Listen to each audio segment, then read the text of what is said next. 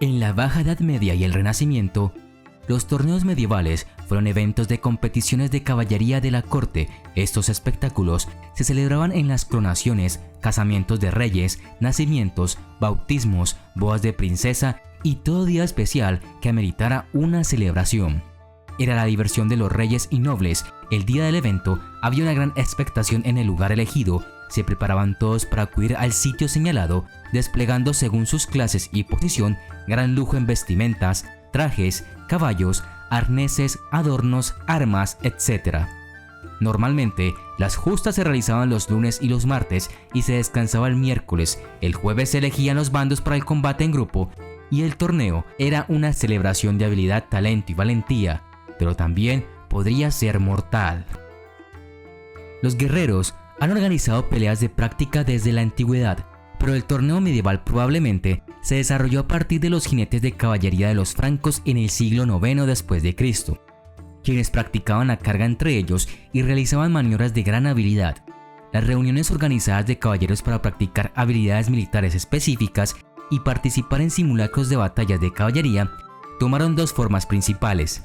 El torneo, una batalla entre dos grupos de caballeros montados, a menudo llamado melee, hastilude, tourney o tournoi. La justa, un duelo 1 a 1 entre caballeros montados con lanzas de madera. Con el tiempo, las dos expresiones se han convertido en sinónimos de cualquier reunión de caballeros con fines deportivos y de exhibición de pompa, y pueden referirse a una parte o la totalidad de dicha reunión organizada. El propósito original de las reuniones de caballeros probablemente era practicar la equitación, ya que se esperaba que los jinetes en la batalla giraran sus corceles dramáticamente. No se sabe exactamente cuándo comenzaron los torneos, pero su primera mención en el registro histórico aparece en una crónica de la abadía de San Martín en Tours, Francia, del año 1066 después de Cristo. Los caballeros eran más que guerreros, eran estrellas, los atletas profesionales de la época, y en tiempos de paz el torneo era la mejor oportunidad para exhibir sus aptitudes y demostrar que eran los mejores. Los torneos comenzaron como preparación para la guerra real. Se evidencia en el uso temprano de exactamente las mismas armas y armaduras que se usaron en el campo de batalla. Un indicador de los peligros realistas que presentaban es la presencia en el lugar de la batalla de recintos cercados para que los caballeros se retiraran y se recuperaran. Las armas se denominaban armas corteses, pues habían sido en parte modificadas para evitar accidentes en lo posible. Bastones, lanzas sin punta o espadas romas. Sin embargo, pese a todas las precauciones, no eran raros los accidentes con heridas graves y muertes, de manera que la iglesia llegó en ocasiones a prohibir los torneos. Los papas prohibieron los torneos durante el siglo XII y declararon que el evento era escandaloso, ya que involucraba los 7 pecados capitales. Sin embargo, muchos caballeros ignoraron alegremente la postura de la iglesia e incluso hubo un torneo en Londres en el que 7 descarados caballeros participaron en una competencia y cada uno se vistió para parecerse a uno de los pecados. El organizador establecía las normas que debían regir y enviaba heraldos a los caballeros invitados o que quisieran participar en la celebración. Esta tenía lugar en un recinto cerrado, generalmente de una planta ovalada, alrededor del cual se disponían las gradas para el público asistente, muy cómodas y decoradas para los personajes importantes y sencillas para el pueblo. Además, las localidades próximas se engalanaban para acoger a los visitantes y participantes, en muchas ocasiones venidos de tierras lejanas. Los caballeros tenían que especificar su linaje y situar su estandarte en el campo, pues solo podían enfrentarse entre sí los de un mismo nivel.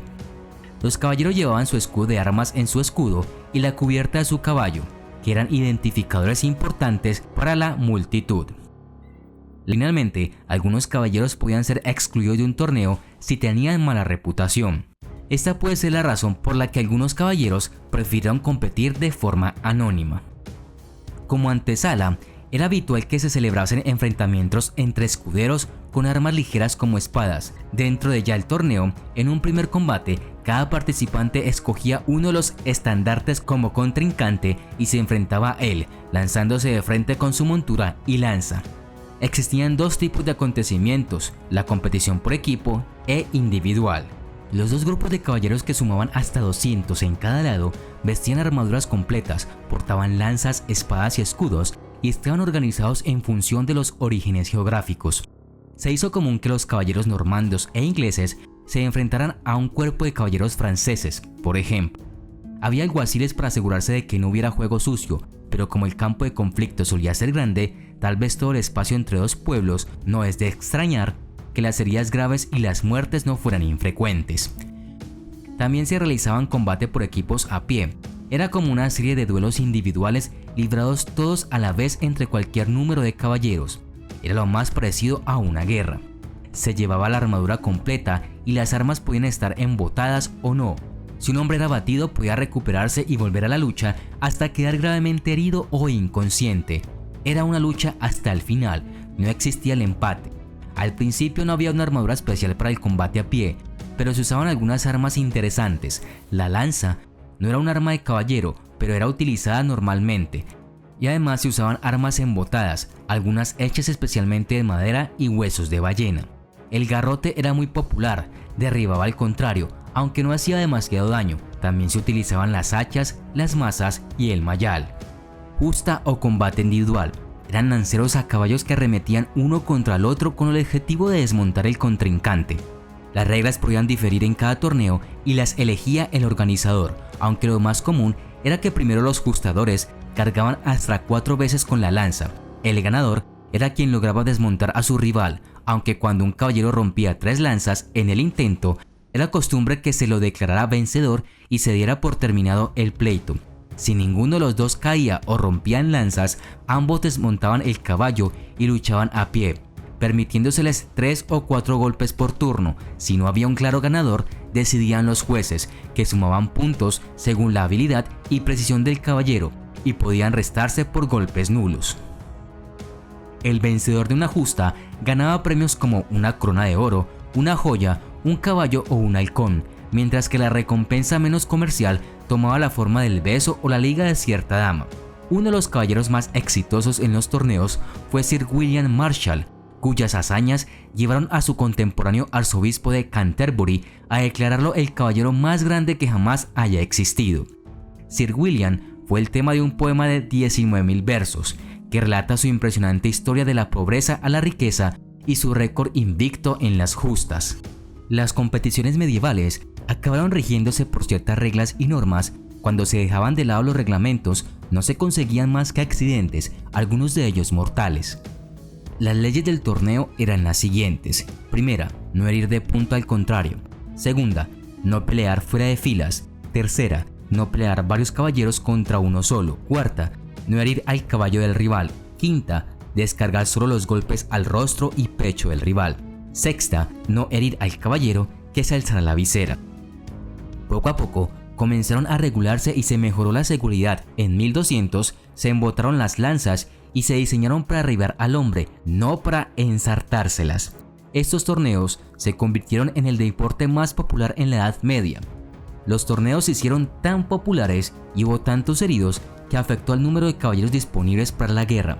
En uno de ellos, celebrado en Alemania en 1240, murieron 80 caballeros. Si bien el honor y la gloria eran fuertes motivadores, también existía la perspectiva de una ganancia financiera. Los caballeros tenían como objetivo robar armas, armaduras y cualquier otra cosa valiosa que llevara a su oponente, o incluso capturarlos y exigir un rescate que podría decidirse antes del comienzo. Curiosamente, era el perdedor el que establecía la cantidad a pagar. Proponer un precio muy bajo era ultrajante. Para muchas familias, eso podía significar la ruina económica. También hubo un premio en efectivo para el equipo ganador. Con el tiempo, los torneos se volvieron más sofisticados y más desafiantes, con el uso de fortalezas simuladas para ser asaltadas. Por ejemplo, se emplearon soldados de infantería para aumentar las posibilidades de victoria de un bando y se utilizó una mayor variedad de armas, entre las que se encontraba la ballesta. En el siglo XVI, la lucha a pie, a veces con los oponentes separados por una cerca baja, se volvió más común, al igual que otros desafíos deportivos como el tiro con arco, y el costoso espectáculo y el peligro inherente de las justas provocaron su lento declive. Luego, cuando Enrique II, el rey de Francia, murió en una justa en 1559, después de que una astilla de lanza rota entrara en su visera, los torneos perdieron gran parte de su popularidad. Los torneos continuaron de una forma u otra en algunos países hasta bien entrado el siglo XVIII, y hubo torneos de reactivación únicos en el siglo XIX, pero la era de la caballería y los caballeros era para entonces un recuerdo lejano, ya que las armas de fuego se convirtieron en el arma básica de guerra.